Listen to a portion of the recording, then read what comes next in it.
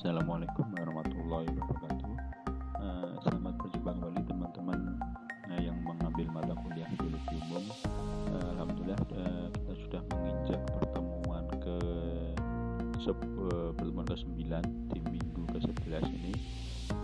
Kita akan melanjutkan bahasan kita yang di minggu kemarin sempat berhenti karena bahasan kita terakhir yaitu tentang membahas tentang jenis-jenis struktur geologi, dan insya Allah secara lebih detail dan dari berbagai jenis struktur geologi akan kita bahas di pertemuan minggu ke-9 ini atau di pertemuan ke-11 ini.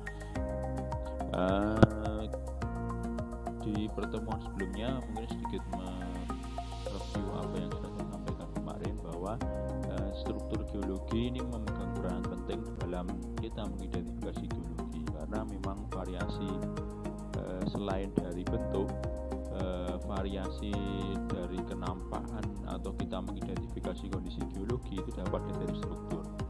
Mungkin secara bentuk sama-sama berupa dataran atau sama-sama berupa hitam, tetapi kita bisa membedakan apakah itu dataran yang prosesnya itu terlipat atau gara-gara patahan atau gara-gara aktivitas lain. Kita bisa membedakannya berdasarkan dari struktur geologi.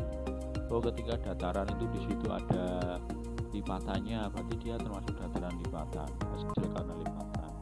Datarannya itu ternyata berupa hasil patahan, berarti kan dia termasuk dataran yang akibat patahan atau dataran angkatan, seperti itu. Sehingga struktur geologi ini memang perlu kita pahami secara lebih mendalam. Bahkan mungkin kalau di teman kita di teknik geologi itu, struktur geologi itu menjadi satu mata kuliah tersendiri, karena memang ini adalah cara mengidentifikasi kondisi geologi di lapangan itu secara detail menggunakan struktur geologi setelah tahu bentuknya. Oke, kita akan lanjut. Akhir kita sudah sampai membahas di sini ya. Jadi kemarin di struktur batuan atau struktur geologi itu terbagi menjadi dua secara umum, yaitu struktur primer dan juga struktur sekunder, di mana struktur primer itu sendiri merupakan struktur yang terbentuknya itu sebelum atau bersamaan dengan terbentuknya dari batuan itu sendiri. Kemarin kita sudah bahas macam-macamnya, termasuk detail-detailnya apa saja itu, mulai dari perlapisan batuan, kemudian lapisan cross bedding atau silang siur, lapisan graded bedding atau lapisan bertingkat atau bersusun, kemudian ada fosil binatang dan seterusnya. Kemarin kita sudah bahas secara lebih detail. Kemudian terakhir kemarin di pertemuan minggu sebelumnya kita sudah membahas tentang jenis-jenis dari struktur sekunder, yaitu ada 3 atau struktur yang terbentuk setelah proses pembentukan dari batuan itu sendiri. Jadi setelah ada batuan dengan perlapisannya, dengan struktur primernya, kemudian terbentuklah struktur sekunder, yaitu terjadinya setelah batuan itu sendiri terbentuk. Nah, struktur sekunder sendiri terbagi menjadi 3, yaitu ada struktur patahan, struktur lipatan, dan juga struktur kekar.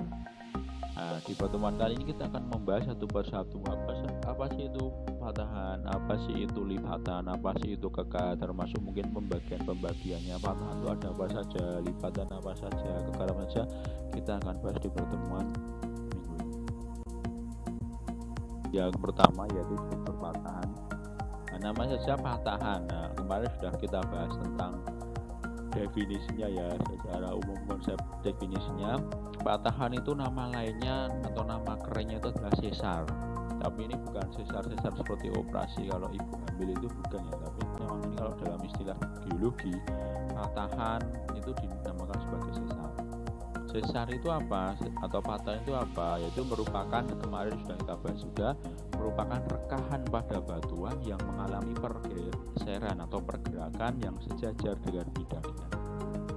Jadi intinya kalau ada suatu batuan itu yang dia reka, kemudian rekahan-rekahan dari batuannya itu dia bergeser atau bergerak dari posisi awal atau semulanya yang gerakannya itu sejajar dengan bidangnya, maka itu disebut sebagai patahan. Nah, teman-teman bisa lihat contoh dari patah itu di gambar yang samping kanan ini, ada gambar yang orangnya ini. Kalau teman-teman lihat ini batuan antara yang kiri dan kanan ini tidak sinkron secara perlapisan. Kenapa ya? Karena ada yang patah, ada yang satu naik, ada satu turun. Nah, yang sisi kanan ini dia turun, ini sisi kanan naik. Sehingga seharusnya perlapisan yang ada di bawah ini,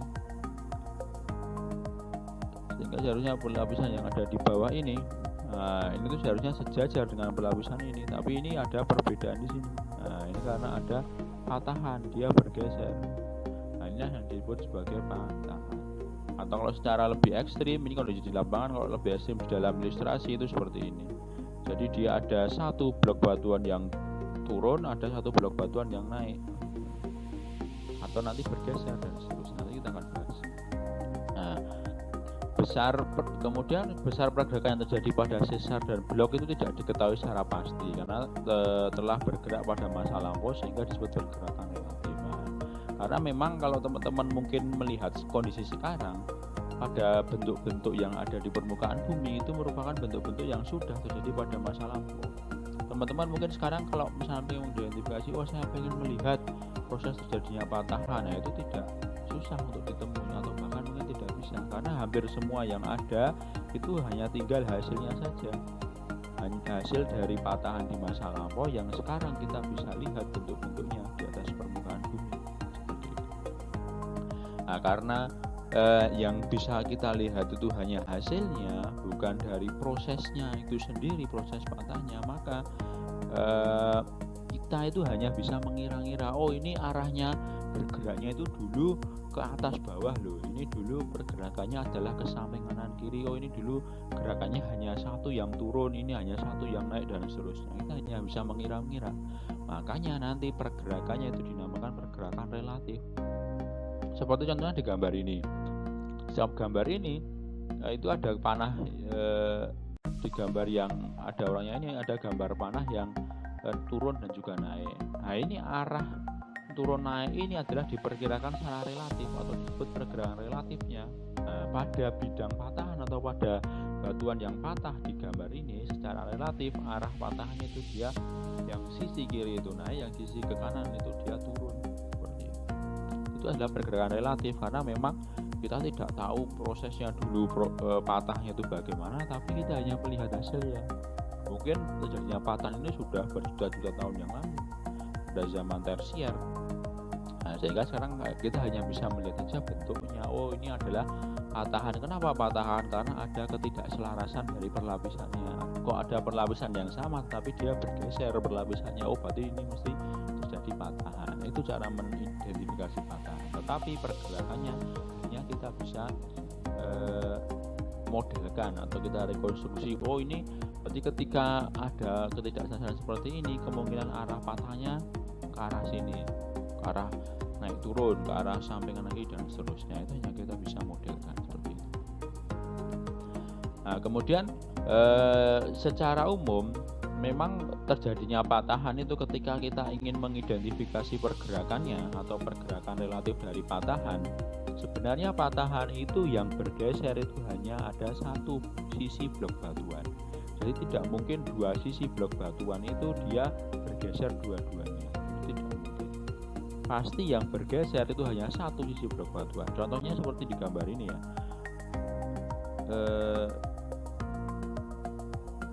Contohnya di gambar ini, di bawah ini. Nah, ini misalnya ada awalnya kan ini satu blok batuan, kemudian dia ada rekahan menyebabkan terbagi menjadi dua, ada yang blok 1 dan 2. Nah, antara blok 1 2 ini yang kenapa nanti dia bisa bergeser seperti ini, yang geser itu hanya satu sisi saja, tidak dua-duanya bergeser. Mungkin yang sisi kanan yang bergeser naik, atau mungkin yang sisi kiri itu ya bergeser turun. Tinggal nanti kita mau lihat saja kira-kira lebih pas yang mana teorinya untuk berdasarkan dari batuan ini, apakah yang sisi kirinya turun atau yang sisi kanannya naik, sehingga dapat dikatakan pokoknya ketika teman-teman menemukan patahan itu yang bergerak itu hanya satu sisi blok batuan, tidak dua-duanya bergerak. Satu itu tetap pada posisi awalnya, sementara satu itu dia bergerak, bergerak bisa naik turun kemudian mendatar dan seterusnya, seperti itu. Itu satu nih konsepnya. Jadi hanya ada satu sisi blok batuan yang bergerak, sekali lagi tidak dua-duanya bergerak. Karena apa? Karena memang ketika kita ingin mengidentifikasi itu harus ada satu kontrol. Kan tadi karena prinsipnya sesar itu adalah rekahan pada batuan yang bergerak atau bergerak dari posisi awalnya. Nah, kalau kita posisi awalnya tidak tahu, ya berarti kita tidak bisa mengasumsikan kalau batuan itu bergerak.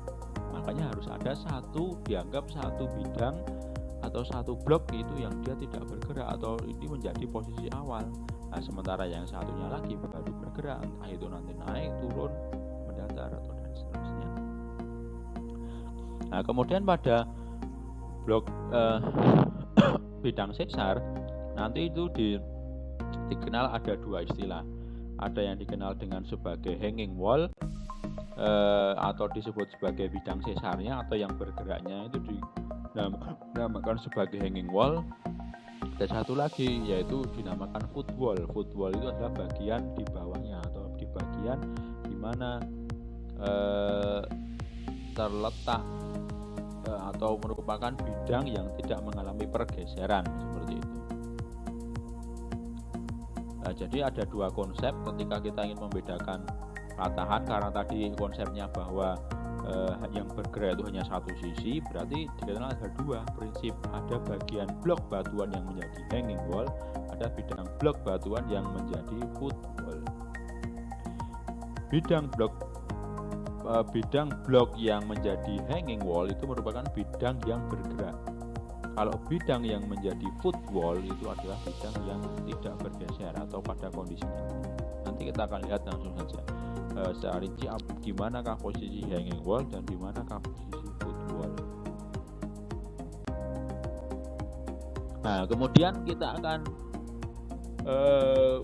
dari patahan tadi yang sudah kita bahas sebelumnya, bahwa sebenarnya patahan itu jenisnya itu ada bermacam-macam, ada banyak jenis patahan. Tetapi secara umum nanti terbagi menjadi 4 saja berdasarkan klasifikasi patahan berdasarkan kemiringan sesar atau arah relatifnya.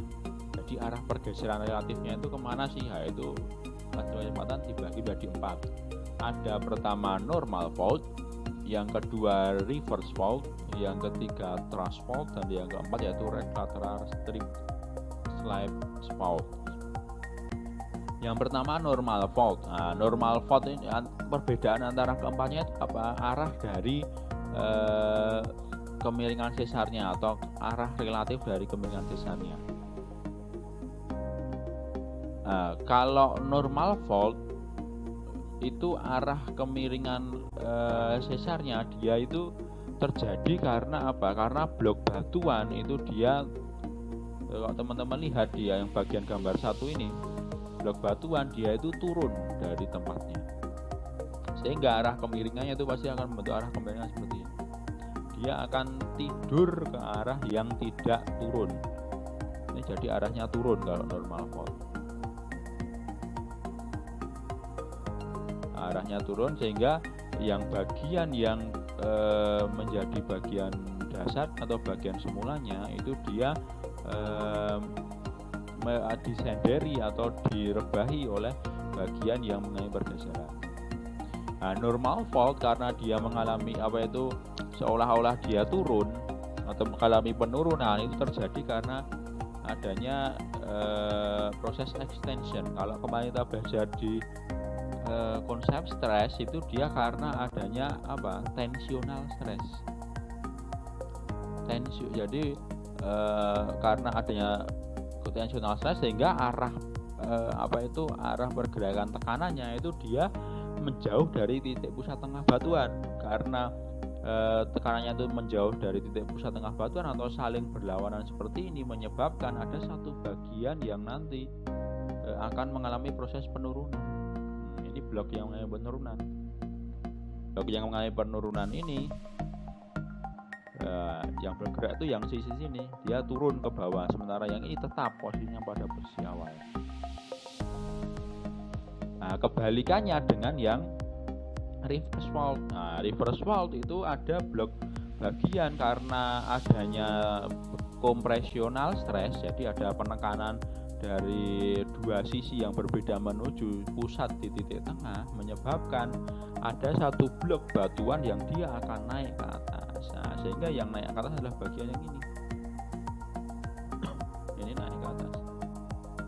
Ini naik atau mengalami pergeseran naik ke atas, sehingga posisinya yang bergerak itu malah justru merebah ke bagian yang tidak bergerak seperti ini, sehingga arahnya miringnya ke sana, miring ke arah bagian yang bentuk semua.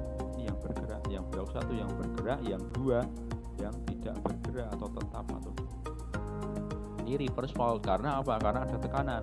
Nah, teman-teman bisa bayangkan kalau kita mempunyai dua bidang yang kemudian kita tekan pada titik pusat tengahnya, mesti akan ada satu yang slip atau bergeser. Nanti dia akan bergeser ke atas. Beda dengan tadi yang tensional. Kalau tensional karena dia seperti ditarik ke arah luar, maka ada satu yang turun nanti. Nah, ini ada perbedaan dari normal fault dan juga reverse fault.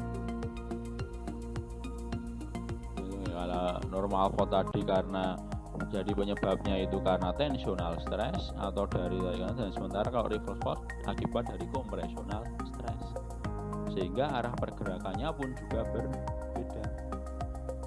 Nah, kalau normal fault tadi arah pergerakannya itu dia blok batunya turun, kalau reverse fault arah blok batunya itu naik. Nah, kemudian kalau thrust fault itu apa? Thrust fault ini sebenarnya adalah hampir mirip dengan reverse fault. Hanya saja perbedaannya, kalau thrust fault ini merupakan reverse fault yang memiliki bidang blok patahan yang dia relatif memanjang dan juga lebih sejajar. Kalau ini kan kemiringannya tuh ekstrim. Kemiringannya tuh mungkin hampir mendekati 45 derajat, 190 derajat. Kalau ini kemiringannya hanya berkisar 30, kemiringan bidang patahnya 30 atau 45 dan seterusnya. Nanti kita akan bahas. Nah, kemudian yang terakhir yaitu right lateral slack fault, itu merupakan sesar mendatar ini istilahnya. Jadi dia karena ada bergeser, satu bergeser mungkin ke kanan ke kiri, ya ini dinamakan sesar mendatar. Nah, kalau ini gara-gara shear stress ya. Karena adanya shear stress maka menyebabkan terjadi sesar mendatar. Jadi kalau normal fault itu karena tensional, reverse itu karena kompresional. Kalau yang right lateral slap fault itu akibat dari shear stress. Berbeda prosesnya sehingga menghasilkan bentukan yang berbeda. Bahas satu persatu. Nah, tadi sudah sedikit kita bahas ya, kalau sesar normal atau normal fault istilahnya itu merupakan sesar yang turun disebabkan oleh adanya stres tensional yang menarik rak. Nah, tadi ya karena ada gaya tarikan keluar, menyebabkan ada beberapa bagian blok batuan itu yang turun ke bawah. Nah, ini yang bergerak. Nah, ini juga yang bergerak. Jadi kalau di kasusnya ini ada dua bagian yang bergerak ke bawah. Nah, ini adalah proses dari sesar normal. Sehingga kalau dicari footwall-nya dan juga hanging wall-nya, berarti footwall-nya itu relatif naik terhadap hanging wall-nya. Footwall-nya itu relatif naik terhadap hanging wall-nya. Kok bisa? Berarti footwall-nya ini adalah bagian yang tidak bergeser, kalau yang hanging wall-nya adalah bagian blok yang bergeser. Bisa katakan. Kok bisa posisinya jadi begini ya? Karena namanya kaki, tapi kaki kok di atas ya? Karena memang konsepnya seperti itu. Coba teman-teman lihat tadi, footwall itu adalah merupakan bagian blok batuan yang berada di bagian bawah. Kalau hanging wall merupakan blok batuan yang berada di bagian atas. Sekarang kita lihat bidang patahannya. Bidang patahnya itu yang mana? Kalau teman-teman tahu coba, bidang patahannya adalah yang miring ini. Nah, dari bidang patahan ini, manakah dari blok batuan yang satu atau dua ini yang dia berada di bawah? Apakah yang nomor dua? Dua itu kan letaknya di atas ya, ini ada bidang patahnya kan, anggaplah miring seperti ini, berarti atasnya itu kan yang sisi yang dua, yang bawah itu yang sisi satu, ini yang bawah, ini yang bagian atas. Nah, oleh karena itu karena dia letaknya di bawah bidang patahan, ini dinamakan foot wall, sementara yang ini dinamakan hanging wall. Sehingga kalau dirunut, karena ini yang bagian bawahnya atau foot wall-nya, ini hanging wall-nya, ya karena dia foot wall-nya konsepnya dia itu tidak bergerak, berarti dia tetap posisinya. Sementara yang hanging wall ini yang bergerak, berarti dia bergerak posisinya, karena sisanya normal maka dia bergeraknya ke bawah karena ada tensional stress tadi, bergeraknya ke bawah sehingga seolah-olah foot wall-nya ini berada di atas. Walaupun namanya kaki, tetapi letaknya di atas karena dia sebenarnya konsepnya foot wall-nya tidak bergerak, tetapi hanging wall-nya bergerak ke bawah. Seperti itu. Nah, ini adalah konsep dari sesar normal. Contohnya apa sesar normal? Contohnya sesar normal itu adalah proses fenomena Horst dan juga Graben. Nah, kalau teman-teman mungkin sudah dulu di zaman belajar di geografi sudah sering mendengar istilah Horst dan Graben. Contohnya di mana kalau Horst dan Graben? Yang paling mudah ditemui kalau contoh dari fenomena Horst dan Graben yang paling dekat dengan wilayah kita di kota Surakarta atau Kartosuro adalah di wilayah Bantul. Jadi kalau teman-teman coba lihat nanti buka Citra ya, coba lihat di kondisi di selatan Pulau Jawa, di sisi timur itu akan membentang jalur perbukitan patahan, mulai dari Gunung Kidul, Pacitan, Wonogiri, Gunung Kidul memanjang sampai Bantul, nanti melintasi Klaten dan seterusnya. Itu yang kalau teman-teman coba pernah melihat bukit yang berjajar, kalau teman-teman dari Solo menuju Jogja itu di sisi kiri jalan, kalau sudah mulai mau masuk kota Klaten atau setelah kota Klaten itu melihat ada perbukitan yang memanjang sekali ya, itu ada perbukitan di selatan. Nah, perbukitan itu akan hilang di Bantul dan nanti akan muncul lagi setelah Kulon Progo ke sana, Kulon Progo, kemudian nanti ada Purworejo, itu menyambung lagi. Nah, sebenarnya dulu antara perbukitan yang ada di sisi timur yang tadi memanjang dari Wonogiri, kemudian Klaten, kemudian sampai ke beberapa bagian Bantul, itu memanjang lurus bergabung dengan yang di Kulon Progo. Tetapi kondisinya sekarang bagian di Bantulnya justru malah menjadi dataran atau turun. Nah, ini adalah fenomena Graben dan Horst. Grabennya adalah Bantul karena dia mengalami penurunan karena ada sesar normal, bagian Bantul turun.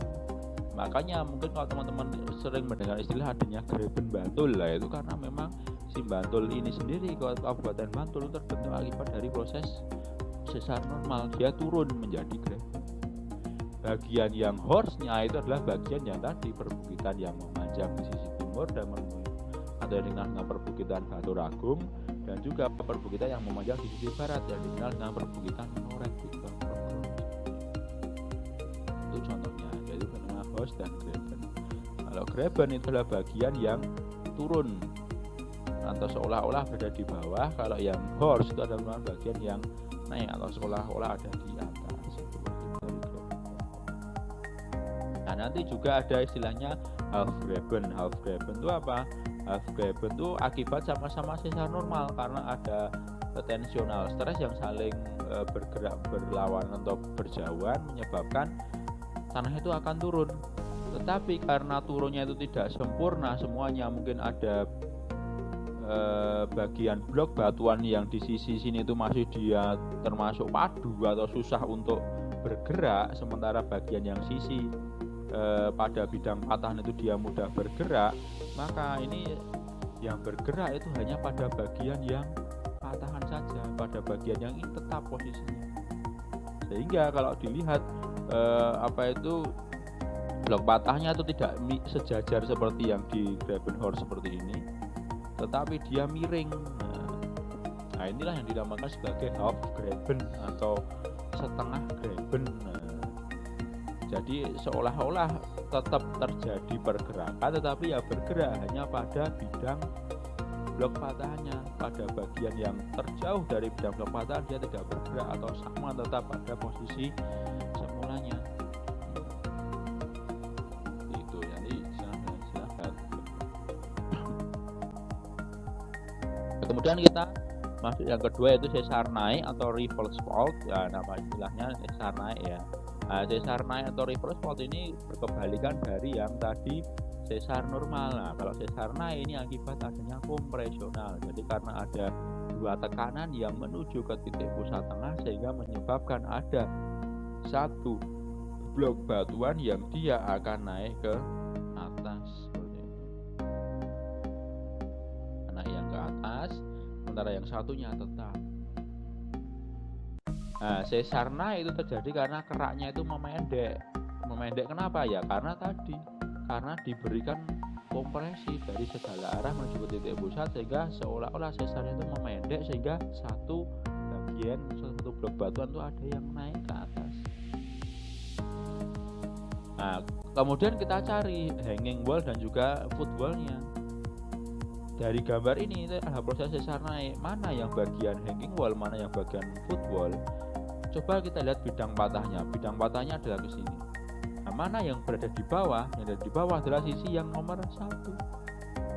Sementara yang ada di atas yang sisi nomor 2. Nah, sehingga yang bagian 1 ini dinamakan foot wall, yang nomor 2 itu dinamakan hanging wall. Atau yang paling gampang lagi, pokoknya intinya football itu adalah bagian yang tidak mengalami pergeseran, yang tidak bergeser. Yang bergeser adalah yang di sisi nomor 2. Ya, sehingga nomor 2 ini dinamakan sebagai hanging wall. Tetapi ini konsepnya mirip dengan pengertiannya. Football itu kaki berada di bawah. Hanging wall yaitu hanging itu mengambang, berarti dia ada di atas. Nah, ini konsepnya benar kalau untuk sesar naik. Kebetulan benar karena prosesnya memang bagian yang bergerak itu dia bergerak naik sehingga menjadi hanging wall. Jadi seolah-olah dia berada menggantung di atas seperti itu. Ini konsepnya sesar naik. Jadi kebalikan dari sesar normal. Nah, kemudian sesar naik ini nanti juga bisa berkembang menjadi thrust fault atau sesar anjak. Gitu nih. Nah, sesar anjak bedanya apa? Bedanya hanya di kemiringannya saja. Kalau sesar naik itu dia kemiringannya hampir mendekati 90 derajat, kemiringan bidang perlapisannya. Jadi ini bidang perlapisan, kemiringannya dengan zona mendatar ini hampir 90 derajat, mendekati 90 derajat. Atau lebih dari 45 derajat ya jelas. Lebih dari 45 derajat. Nah, tetapi jika nanti terjadi sesar naik dengan bidang perlapisan itu yang ukurannya bidang perlapisannya itu dia lebih kecil dari 45 derajat, maka disebut sebagai sesar anjak atau thrust fault seperti itu. Nah, thrust fault ini karena tadi kemiringannya kurang dari 45 derajat menyebabkan seolah-olah wilayah ini menjadi memanjang seperti itu. Jadi terjadinya patahan itu cenderung lebih memanjang dibandingkan yang yang reverse fault. Sehingga kalau reverse fault mungkin dari secara cakupan atau secara ukuran bidang patahnya mungkin hanya separuhnya atau mungkin hanya sepertiganya dari thrust fault seperti itu. Sehingga thrust fault ini biasanya dijumpai pada wilayah-wilayah yang tersesarkan dengan cakupan yang sangat luas atau memanjang. Dan biasanya yang kemungkinan besar nanti bisa berkembang menjadi lipatan, yang dari patahan menjadi lipatan itu adalah yang sesar anjak. Nah, itu bisa terjadi umumnya sehingga sesar anjak ini umumnya dijumpai pada daerah dengan pegunungan lipatan. Jadi memang memungkinkan sekali sesar anjak itu terjadi pada daerah yang terlipat-lipat. Jadi setelah daerahnya itu terlipat-lipat, karena adanya lipatan menyebabkan dia sesarnya itu menjadi relatif lebih memanjang. Nah, makanya nanti kalau teman-teman lihat daerah-daerah yang adanya sesar anjak itu biasanya terjadi pada daerah-daerah yang prosesnya atau struktur geologi awalnya yaitu berupa struktur geologi lipatan seperti itu. Kemudian selanjutnya adanya sesar mendatar. Sesar mendatar atau sesar geser itu jadi akibat adanya shear stress ya. Karena shear stress dengan bidang arah horizontal, yaitu sejajar dengan bidang sesar seperti itu. Jadi ya arah geraknya beda, kalau tadi naik turun, tapi kalau ini hanya bergeser ada kiri kanan seperti itu. Bergeser kiri dan kanan kalau yang sesar mendatar. Nah, pergerakan lateral itu ditentukan berdasarkan bidang sesarnya. Jadi bidang sesar itu arahnya geraknya mau mana. Sesar mendatar ini terbagi menjadi dua, ada sesar mendatar dekstral dan sesar mendatar sinistral. Kalau sesar mendatar dekstral itu nama lainnya adalah rect lateral strip slide fault, yaitu yang bergerak adalah sisi yang kanan. Jadi dilihat dari depan seolah-olah yang bergerak itu ke arah kanan dari pengamat. Jadi yang bergerak itu yang sisi kanan dari pengamat begitu. Contohnya yang dia gambar atas ini rect lateral strip slide fault, ini adalah sesar mendatar dekstral. Kalau sesar mendatar sinistral itu apa? Merupakan sesar mendatar yang jika dilihat dari depan, blok sesar yang bergerak itu yang berarah dari arah kiri pengamat, yang bergerak yang sisi kiri. Ini yang bergerak yang sisi kanan atau mendekati pengamat yang sisi kanan. Seperti itu. Nah, bagaimana cara menentukan yang bergerak sisi kiri dan kanan? Padahal kiri kanan itu relatif. Misalkan kalau kita menghadap ke laptop, ini sisi yang kiri. Sisi yang kiri itu ya kalau yang digambar yang paling atas, sisi yang kiri adalah yang di blok yang nomor kan ini saya beli nomor dulu ya, ini blok nomor 1, ini blok nomor 2, ini sisi kirinya menjadi yang blok nomor 1, yang kanannya blok nomor 2. Tapi kalau kita berbalik arah dari laptop, yang sisi nomor yang sisi kiri itu menjadi nomor 2, sisi kanan menjadi nomor 1, kan seperti itu. Terus bagaimana caranya? Caranya yaitu teman-teman harus menentukan arah utaranya. Jadi intinya teman-teman harus menghadap dulu ke arah utara. Teman-teman menghadap ke arah utara baru ditentukan mana yang kiri, mana yang kanan. Oh, kalau sudah dilihat menghadap ke utara, oh ternyata yang bergerak itu yang sisi kanan, berarti dia termasuk dekstral sesar mendatar atau sesar mendatar dekstral. Oh ternyata yang bergerak sisi kirinya, berarti itu sesar mendatar sinistral. Jadi diarahkan ke arah utara dulu, baru nanti menentukan mana yang dekstral, mana yang sinistral. Ada contoh dari sesar mendatar, dan hampir sesar mendatar ini menjadi sesar yang aktif, menjadi pusat-pusat gempa yang sekarang di masa kuarter ini sering kerap terjadi. Dan biasanya sesar mendatar ini umumnya itu merupakan batas lempeng dan berkaitan dengan pergerakan lempeng. Makanya banyak terjadi banyak terjadi gempa-gempa, pusat gempa banyak terjadi di sini. Nah, sesar mendatar merupakan batas lempeng dan berkaitan dengan pemekaran lempeng, yaitu sesar transform. Nah, ini contohnya kalau yang sesar mendatar yang masih aktif di Indonesia ada sesar Sumatera, sesar Lembang, sesar San Andreas, itu merupakan sesar-sesar yang besar. Nah, ini sesar, kalau teman-teman bisa lihat, sesar Sumatera itu membelah Sumatera dari ujung utara sampai ujung selatan. Kemudian sesar Lembang juga sama, membelah Bandung Utara dan juga Bandung Selatan.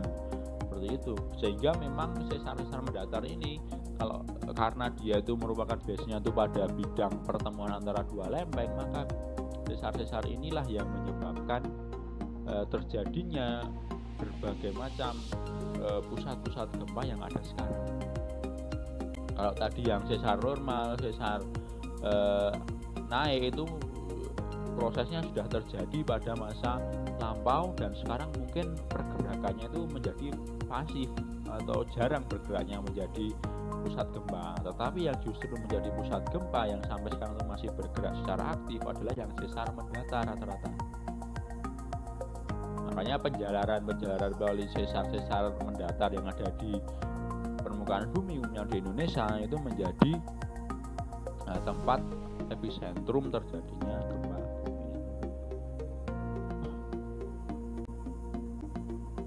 Tentang sesar atau patahan kita lanjutkan, yang kedua yaitu tentang lipatan. Nah, Dari namanya saja kalau tadi patah, ini sekarang ada terlipat. Nah, lipatan itu merupakan apa? Proses pelengkungan.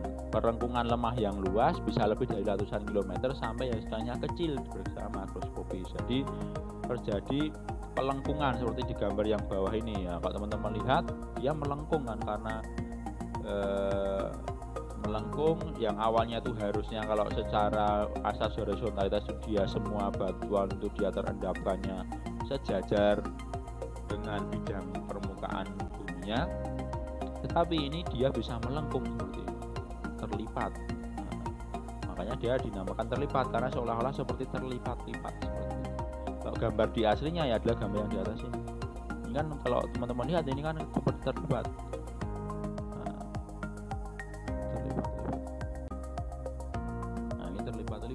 Terlipatnya ke atas kalau dari gambar ini, yang di sini terlipatnya ke atas. Kalau mungkin diurut sampai sana ada yang terlipatnya ke bawah, ini ke bawah, ini naik lagi. Nah, seperti itu terlipatnya. Dia adalah melengkung sehingga seolah-olah terlipat, seperti terlipat-lipat, makanya disebut sebagai struktur lipatan.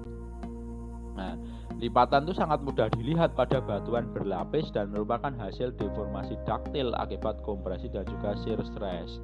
Jadi memang dibandingkan patahan, lipatan ini lebih mudah diidentifikasi di lapangan karena bentuknya terlihat sangat jelas. Oh, ini harusnya yang bentuk perlapisnya itu lurus atau sejajar atau horizontal, tetapi dia menjadi bentuk lipatannya ada yang menggunung, ada yang turun ke bawah menjadi lembahan dan seterusnya. Lebih mudah terlihat. Dan proses lipatan ini merupakan proses deformasi batuan yang sudah mencapai tahap daktil. Jadi melebihi indeks elastisitasnya. Jadi batuan sudah tidak melebihi indeks elastis, tidak bisa kembali semula, tetapi dia tidak sampai ke fracture atau patah. Kalau sampai ke fracture atau patah tadi menjadi patahan.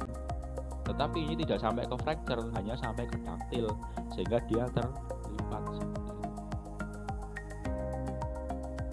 Sehingga secara proses antara lipatan dan patahan, jika ada suatu tempat itu terjadi lipatan dan patahan, berarti yang duluan adalah yang lipatan. Karena apa? Karena lipatan hanya adalah proses deformasi yang pada tahap ke daktil.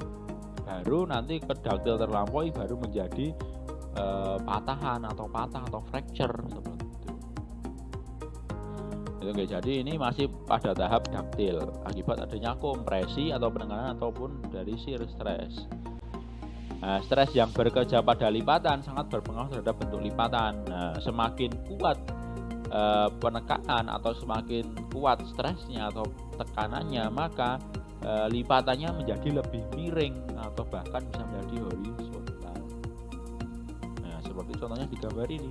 Kalau teman-teman melihat di sini, lipatannya dia sudah hampir mendekati bidang horizontalnya. Nah, ini karena apa? Karena stresnya atau tekanannya atau kompresinya itu cukup besar sehingga menyebabkan batuan itu mendapat tekanan yang terus menerus dengan kekuatan besar sehingga menyebabkan yang awalnya itu dia bentuknya mungkin tinggi lipatannya kemudian menjadi rebah sampai nanti horizontal.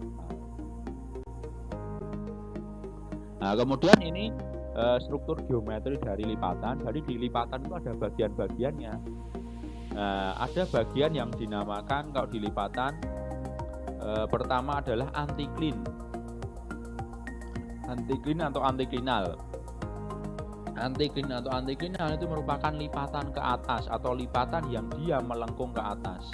Nah, lipatan-lipatan yang melengkung ke atas ini dinamakan lipatan antikline, zona antikline. Atau secara definisi merupakan lipatan ke atas, melengkung ke atas atau cekung ke arah bawah, lereng saling menjauh seperti itu. Jadi dia juga ada dua lereng. Nah, ini pokoknya ketika kalau teman-teman lihat ada lipatan itu dia mengarahnya ke atas atau menjadi gundukan, nah itu adalah dinamakan antikline. Kebalikannya dari antikline adalah sinkline, adalah bagian lipatan. Kalau lipatannya dia bagiannya ke bawah, bentuknya ke bawah permukaan bumi, maksudnya menuju ke bawah permukaan bumi, ini dinamakan sebagai sinkline atau sinklinal.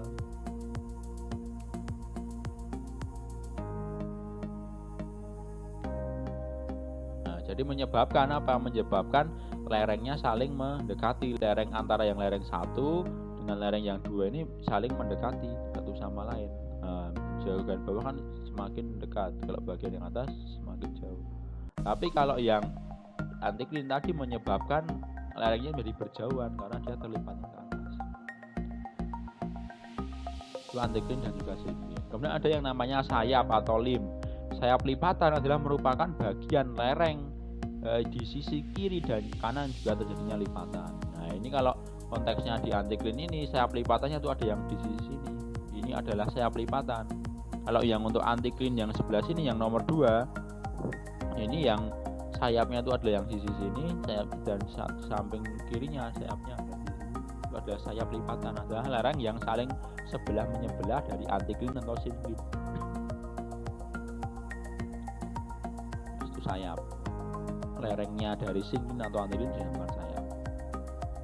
Kemudian crest itu merupakan puncak dari lipatan. Nah, crest itu adalah merupakan puncak dari lipatan. Nah, kalau untuk kasus di gambar ini berarti puncak lipatannya adalah ini. Nah, ini adalah puncak dari lipatan. Kemudian ada trough itu adalah merupakan titik terendah dari lipatan. Titik terendah dari lipatan ini adalah di sini. Kalau kasusnya di sini. Jadi ada crest, titik tertinggi dari lipatan, ada trough kebalikannya, yaitu titik rendah dari lipatan. Kemudian ada istilah lain yang dinamakan bidang sumbu.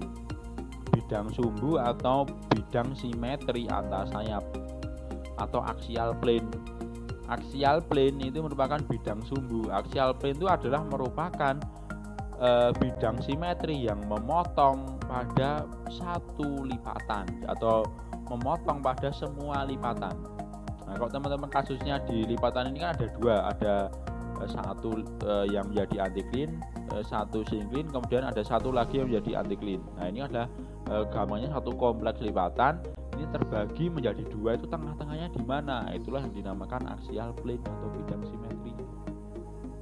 Bidang simetri antar sayap. Ini ada sayap 1, sayap 2, ini bidang simetrinya mana? Ini dinamakan axial plane. Ada juga fault axis atau sumbu lipatan. Sumbu lipatan itu merupakan garis potong dengan permukaan yang melalui crest maupun melalui trough. Jadi fault axis merupakan sumbu lipatan adalah merupakan sumbu dari bisa satu anti-clean atau satu syncline. Misalnya ini ada satu anti-clean, dicari sumbu simetri dari satu anti-clean mana? Oh, berarti di puncak crestnya. Kalau ada misalnya sumbu synclinal, berarti dia ada di mana? Ini di tengah-tengahnya, ya sini. Berarti namanya di bagian troughnya. Seperti itu. Itu fault axis atau sumbu lipatan. Kemudian ada plung. Plung itu merupakan sumbu lipatan yang tidak dalam posisi horizontal atau menunjang. Nah, ini ketika terjadi ketika ada proses antiklinal itu tidak sejajar, tetapi dia antiklinalnya dia miring karena mungkin dulunya terjadi patahan. Mungkin setelah itu terjadi patahan, bisa saja. Jadi setelah terlipat kemudian patah sehingga menjadi agak miring. Sumbu lipatannya ini dinamakan sebagai plung. Nah, kemudian dari berdasarkan definisi tentang lipatan tadi, kemudian kita akan bahas tentang klasifikasi dari lipatan. Klasifikasi lipatan itu ada banyak. Pertama, berdasarkan kedudukan dari sayap lipatannya. Tadi sayap adalah bagian lereng dari lipatannya, ya. Dari sayap lipatannya itu terbagi menjadi 2, ada lipatan simetris dan lipatan asimetris. Lipatan simetris itu apa? Merupakan lipatan yang dicirikan dengan kemiringan sayap yang sama. Nah, kalau teman-teman lihat di gambar yang bawah ini, nah teman-teman lihat ini ada sayap, kemudian ada sayapnya. Kalau teman-teman lihat kemiringan dari sayapnya ini semua sama arah kemiringannya. Dan kalau ditarik dari axial plane, dari fold kemudian fold aksial, nah tadi berarti dia arahnya itu kemiringannya sama. Misalkan tegak ya tegak semua arah kemiringannya. Nah, ini dinamakan sebagai lipatan simetris. Lawannya dari lipatan simetris adalah lipatan asimetris. Dicirikan dengan apa? Kemiringan sayap yang tidak sama. Jadi ada mungkin yang kemiringan sayapnya ada yang mungkin 90 derajat naik, ada yang 45 derajat, ada yang hanya 30 derajat dan seterusnya. Nah, ini dinamakan asimetrikal. Jadi dalam satu lipatan ada berbagai macam kemiringan, dinamakan lipatan asimetris. Kalau dalam satu bentuk lipatan utuh itu semua arah lipatannya itu sama, sejajar atau kemiringannya sama, berarti dia dinamakan lipatan simetris. Kemudian berdasarkan kedudukan bidang sumbu lipatannya ada 6 lipatan. Pertama, lipatan tegak. Nah, lipatan tegak itu bagaimana ketika bidang sumbu lipatannya itu tegak 90 derajat. Ini dinamakan lipatan tegak. Nah, jadi bentuknya bagian bawahnya ya dia tegak. Bahwa ketika untuk gundukannya tegak, sinklinalnya juga lembahnya tegak. Kemudian lipatan miring. Nah, lipatan miring itu bagaimana? Ketika bidang sumbu perlipatannya itu dia lebih dari 45 derajat tapi kurang dari 90. Jadi ini lebih dari 45 derajat tapi kurang dari 90. Jadi dia miring, agak miring bidangnya, sehingga bentuknya puncaknya juga relatif lebih miring, tidak setegak seperti yang lipatan. Nah, kemudian ada istilah lipatan menggantung. Lipatan menggantung itu bagaimana? Ketika bidang kedudukan sumbu lipatannya itu dia kurang dari 45 derajat.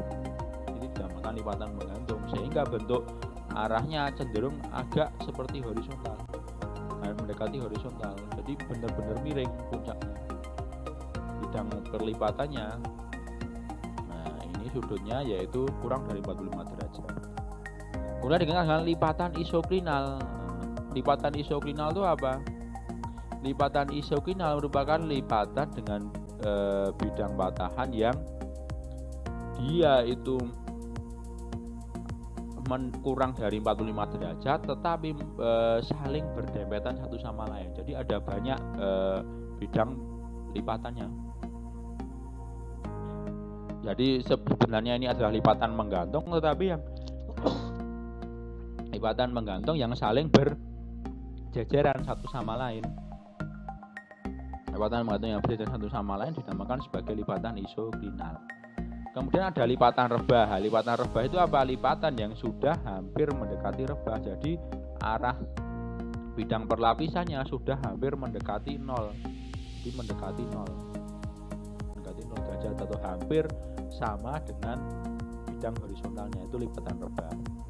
Nah, yang paling ekstrim lagi yang sudah menempel, benar-benar menempel, itu dia dinamakan lipatan rebah berpindah menjadi sesar sungkup seperti itu.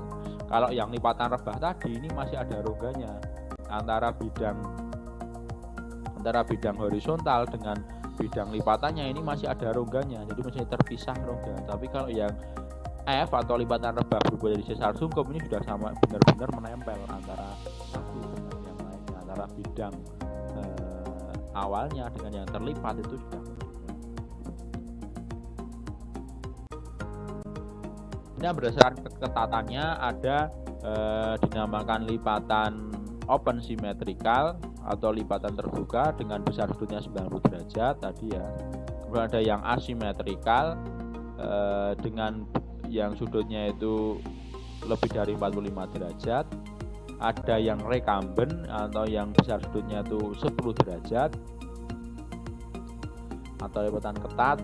Ada lipatan isoklinal yang sudutnya itu sejajar atau bersudut 0 derajat, ujungnya ke atas sehingga dia isoklinal dan saling ketat. Dan yang terakhir ada overtone. Overtone itu jika kurang dari 45 derajat. Ini ada.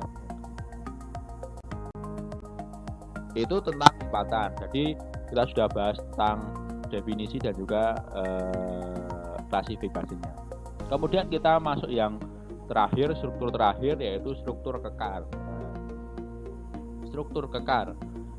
Kemarin sudah saya bahas tentang definisinya secara umum. Jadi bahwa yang dinamakan struktur kekar itu sama seperti patahan, yaitu sama-sama berupa rekahan-rekahan pada batuan berbentuk lurus planar.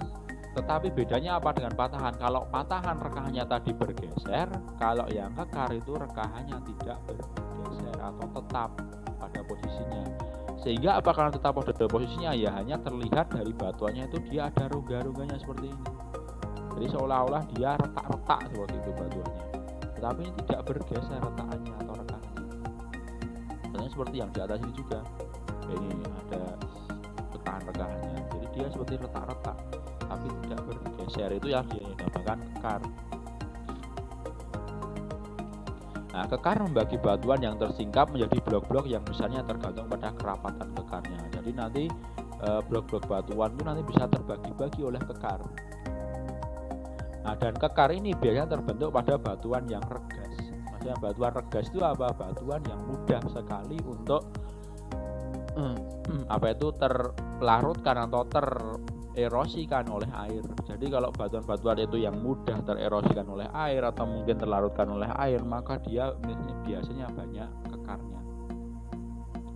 Contohnya apa? Pada batu gamping. Kalau teman-teman lihat blok batu gamping itu mesti ada kekarnya. Dan kekar inilah nanti yang bisa menyebabkan batu gamping berkembang menjadi bentuk lahan kars, bisa terbentuk gua-gua, terbentuk sungai bawah tanah, itu gara-gara ada kekarnya.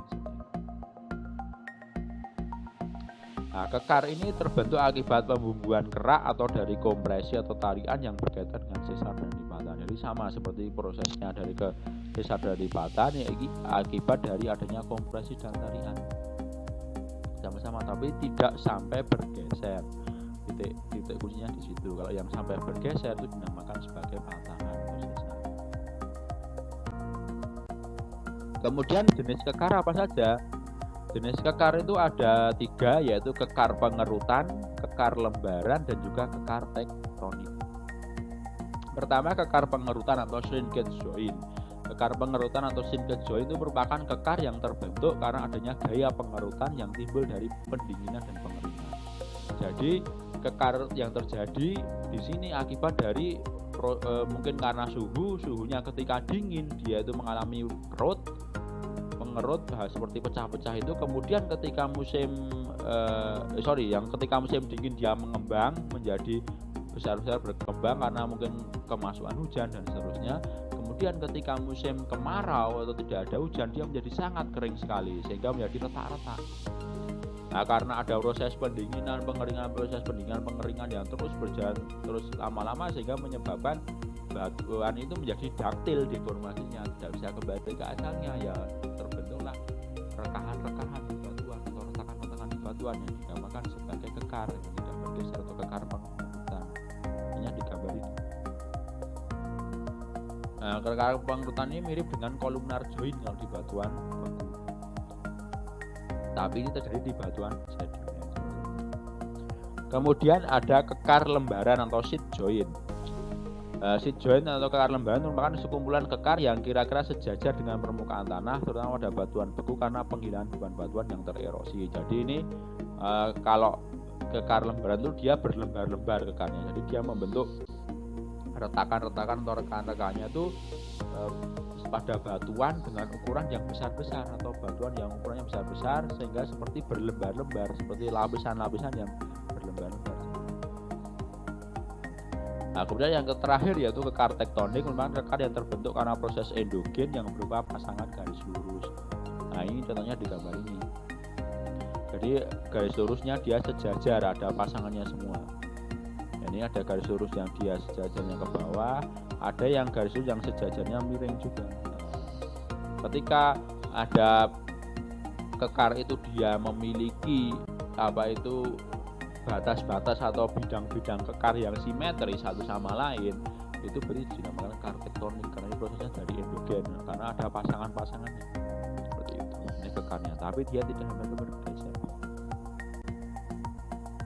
Oke, itu saja kira-kira yang bisa saya sampaikan terkait dengan penjabaran tentang struktur geologi yang sekunder. Jadi intinya dari bahasan kita di minggu ini, dari 3 struktur itu yaitu patahan, lipatan, dan juga kekar itu bisa terbagi-bagi di dalamnya. Patahan itu konsepnya adalah rekahan yang bergerak.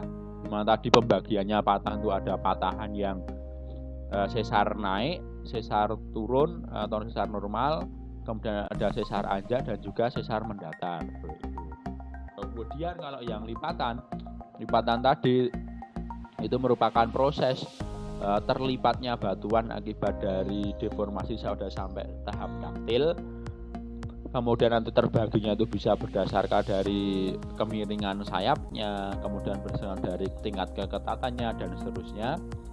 Terbagi-bagi jadi itu klasifikasi dari lipatan, dan ini paling mudah diidentifikasi di lapangan. Kenapa? Karena terlihat secara langsung, beda dengan patahan. Kalau patahan harus diidentifikasi dulu mana ini bagian yang patah, baru bisa dikatakan patahan. Tapi kalau lipatan, kalau sudah bentuknya terlipat, mesti sudah bukan lipatan seperti itu, atau bentuknya tidak horizontal lagi, bidang perlapisannya itu sudah lipatan. Dan yang terakhir yaitu kekar. Kekar itu sama-sama berupa rekahan batuan tapi tidak bergeser atau tidak bergerak dari posisi awalnya, dinamakan kekar. Kekar itu sendiri terbagi dari 3, ada shrinkage joint, ada kekar tektonik, dan juga kekar lembar. Nah, kira-kira itu yang bisa saya sampaikan tentang struktur geologi. Semoga bisa memberikan manfaat bagi teman-teman. Nah, bagi nanti teman-teman yang masih belum jelas atau belum paham atau ingin bertanya tentang hal tentang struktur geologi, silahkan bertanya melalui forum psikologi yang nanti akan saya buat, atau bisa melalui Japri WA saya, boleh, silahkan. Kira-kira itu saja yang bisa saya sampaikan. Semoga banyak yang bisa menjadi manfaat bagi teman-teman. Akhir kata, billahi taufiq wal hidayah. Assalamualaikum warahmatullahi wabarakatuh.